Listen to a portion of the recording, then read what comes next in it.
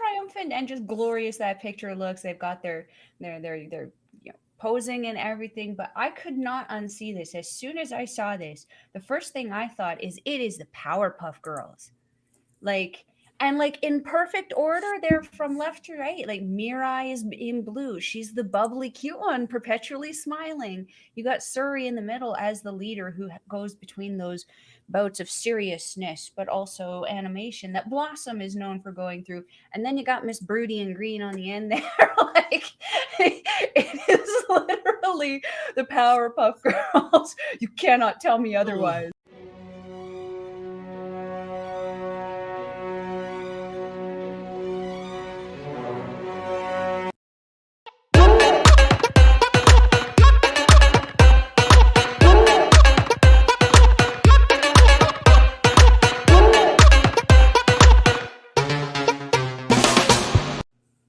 Hello, ladies and gentlemen. Welcome to Stardom Review. I am your co-host Andre C. Right over here to my right is my co-host Melball. How you doing, Melball? I am doing pretty good today, Andre. I just noticed that my lipstick matches our background, so I'm pretty stoked about that serendipitous moment. Had an amazing weekend catching up on some Stardom Wrestling. We got some ish to talk about that last show because holy, I was not entirely sure what to make of it. But heck, Yeah, diggity dang, was it a ride? But how are you doing, my friend? I'm doing absolutely phenomenal. Got to watch some great wrestling, catching up on some New Japan also, along with the Stardom we have watched for this show. That's some lot going on there too, especially with their tournament starting New Japan Cup. It's going to be some Mhm. crazy weeks of wrestling here in the next couple of weeks. So Oof, oof. Andre and Melball gonna be super busy. Oh, very much so. But we are here to talk about some stardom. Before we get into that, I want to thank all of you for watching this video. Please like the video, subscribe to the channel below, and leave some comments because we love talking to you guys. We love chatting with you. We love responding. We just love when you guys reach out. And I also want to give a big shout out to our sponsor, Rogue Energy. Use the QR code down there in the bottom right corner where Mel's pointing at. I wasn't used to that last time by myself, but and use the code OLE Pods for 10% off your order at throwenergy.com or scan the QR code. We are going to get into this. We're going to start with the three shows that from this past week of Stardom. We got starting the February 23rd show is going to start out with Yuna Mizumori taking on Miyu Amasaki. I found this match was very much Miyu giving a lot of opportunities to look strong, while Yuna still really showed the dominance side. She would come back and just smash the crap out of her, but they would give a lot of nice little spots to Miyu, so it didn't look like she was overly dominating, Mhm. but gave her that make her look strong. I really thought that spot Mhm. where she had Yuna in the Shattered Dreams spot, I guess, is like sitting in the corner with like legs akimbo across in the second Okay, row. I was gonna say, you know how good I am with the Well, nicknames, my guy. the Break it down goal, for me. yeah, the goal does Shattered Dreams spot, and then she did the drop kick in Yuna falling forward. Like that. I really like the difference there, but in the end of this, Yuna hits the TKO and gets the win. I thought great little fun opener.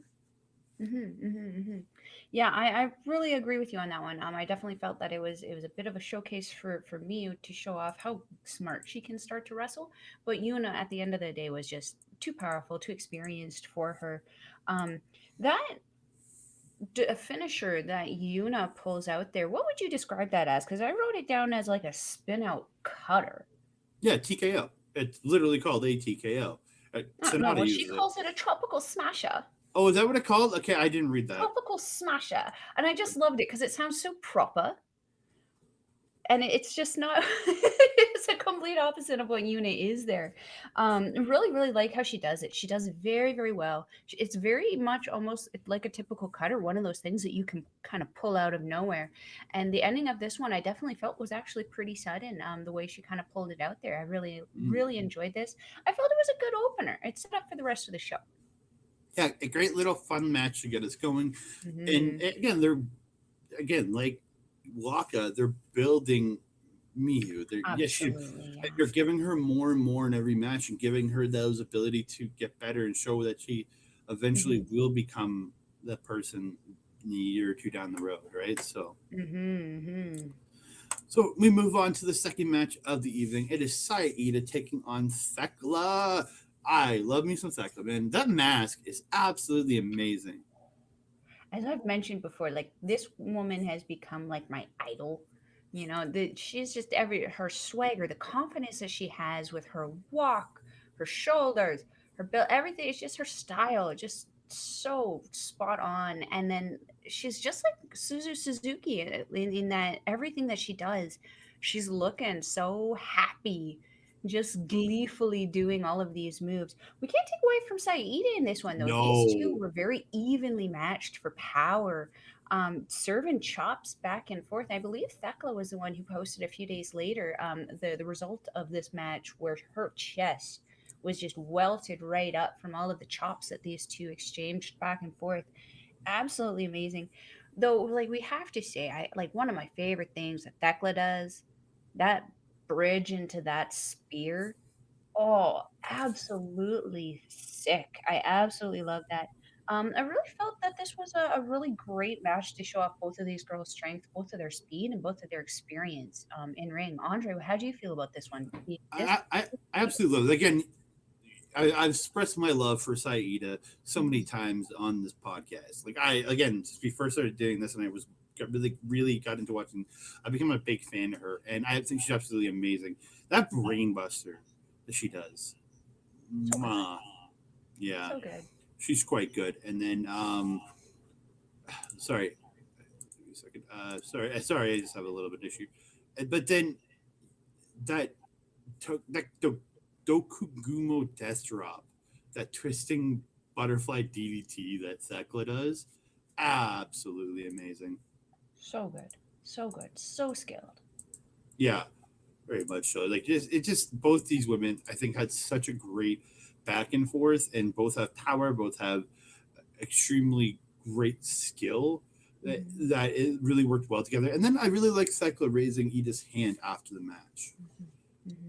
Yeah, that Very nice show of show of respect. yeah, that show of respect. It was very nice Hmm. to see. Very And sportsmanlike. We've been seeing a lot of sportsmanship coming out of DDM recently. very much so. Hmm. But we were moving on to the Oh. Ruaka and Mina Shirakawa. I think I wrote this in every note that Clavina's part of. I miss Zaya Brookside. I love these two. I love these two, but I miss the third piece to it. You know what I mean? Like I really like Zaya Brookside too, because I think she's an absolutely tremendous professional wrestler and very Mhm, cute. So mhm. I And she just fits into Clavinus so, so well, too. Very, oh very very smart much move so. by Mina. Very much so, and I Mhm, just, but I really am enjoying Club Venus in this. They're, mhm, they've lost a few matches here and there, but showing a match like this tonight, showcasing both these two, like Mina with her dragon spears, getting her figure fours on Momo, like really showing off how like her. I think a big thing is showing off Mina and May, trying to build them up as a strong tag team mhm, here and a strong unit. mhm. Um, in the end, though, wheelbarrow German with a Mina spin kick to the head and a wheelbarrow German by Mariah May to Momo.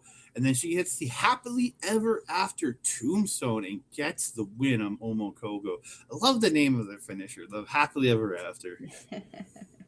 I mean, she's certainly living happily after that. Their opponent, not so much. This match was a lot of fun. I really enjoyed the beginning with Momo, or not with Momo, with Koguma. Always doing the little bear ears. Absolutely love it. And the little bit with Starlight Kid. I mean, she's already got ears. Why are you trying to make her do it? She doesn't need to put her hands up, girl. She's doing it before you. Um, but yeah, fun little way to start the match. Mina's just beautiful. Watching her kind of goof around with it was a lot of fun. Um, Mina and Starlight Kid having a really good exchange in this the beginning of this one. Mina, again, I've been mentioning since she's kind of joined Club Venus, she's kind of had this like streak of viciousness, and it was definitely showcased in this one. And it's gonna be we're gonna talk about it a little bit more going forward in the matches that we have.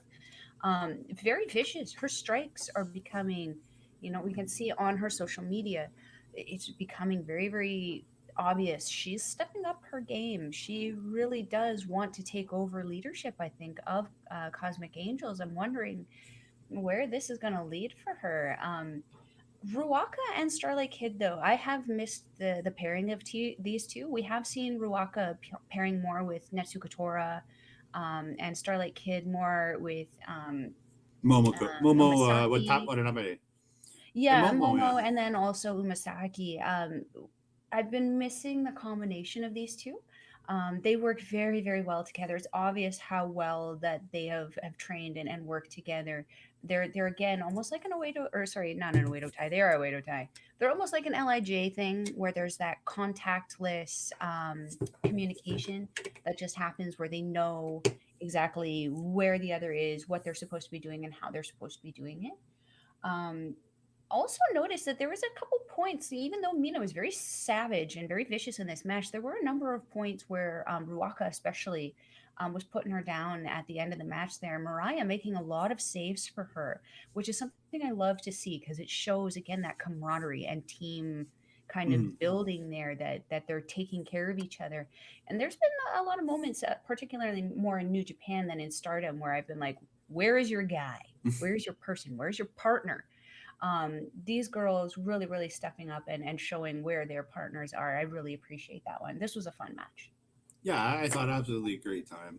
I always love me any match Club Venus is a part of. It's as simple as that for me. But we move on to the next match of the evening. It's a 6-woman tag match. Oedo Tai's Momo Watanabe, Natsuko Tora, and Saki Kashima taking on Cosmic Angels, Natsupoi, Tam Nakano, and Waka Tsukiyama. This, Oh, wow. again, it's the one thing up until like I know where this is all leading now. After we'll talk about that on the 26th show. Hmm, hmm. But like anytime Waka's in a match, whoever team she's on, I'm like, I know they're gonna lose. Like I it's mean, you also become. got to look at Gold Ship. I mean, they're on a rager right now. Which one of them would take the pin? Oh, I know, but it's just. But you could put them up against like classmates, and I'm still. You could put these three versus classmates, and I'm still expecting classmates to win because Hmm, the whole thing, like Saya Iida gets wins, Koguma gets wins, Hazuki gets wins every now and again. hmm. Even Waka H&M. doesn't. Yeah, Waka doesn't. That's the thing, Hmm, and that's like it's the only downside to this whole story. I'm loving the story they're telling with her. Is this girl hmm, working her way? But that's the one downside is that when you see Waka on a team, you know that team's losing. It's just hmm. It's it's unfortunate. yeah, it's the unfortunate side to this when you're telling a story of a losing streak. Hmm, If they were like they were in singles, I probably would not hate it as much. But hmm. when you're teaming them up with like Natsuko and Tam Nakano, it's like you're giving Tam and Nat loot losses. I know she teams with Club Venus, things like that. Like Hmm, hmm. that's just again a personal feeling. Mhm, mhm. I But totally understand where you're coming from on that one, my friend. Yeah, it's a little difficult because you want to be invested in the story so badly, but once the story becomes predictable, it becomes a little harder to want to continue to be invested. As you mentioned, though, we will be mentioning it in the other shows that follow here, how this story kind of blossoms, as it will, especially at the end of the 26th show there. With this match, Waka really showing that fighting spirit at the beginning here. As they're trying to decide, is Tam gonna go? Is Natsupoi gonna go? Waka says, "No, f you guys. I'm taking Tora." And and you know what they say. I mean, you take on the biggest kid first, right? Natsuko Tora, former red belt champion, arguably I believe she is the captain of Oedo Tai. There, I mean, I would say so. yeah, like go for it, girl. Definitely did not get the reaction I think she expected because she's just wailing on there. Natsuko Tora is kind of almost laughing against the ropes, like, "What are you doing, child?"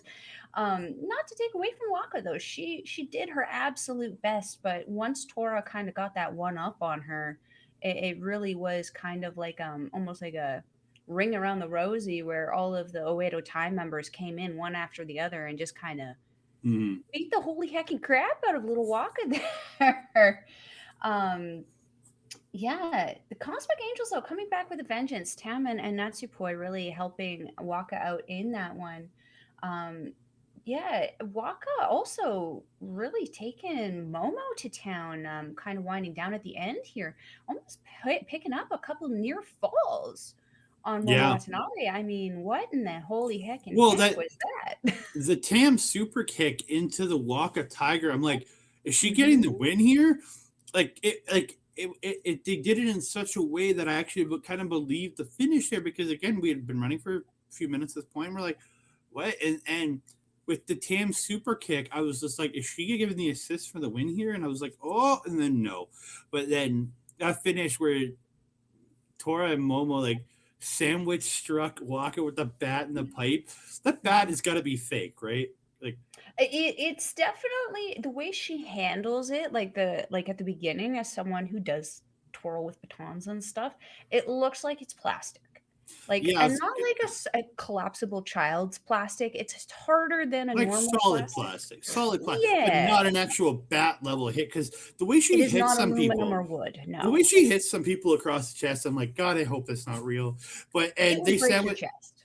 they sandwich striker with the bat and pipe, and then Momo hits that Hito Denashi driver. I wrote it down. Good, good, good.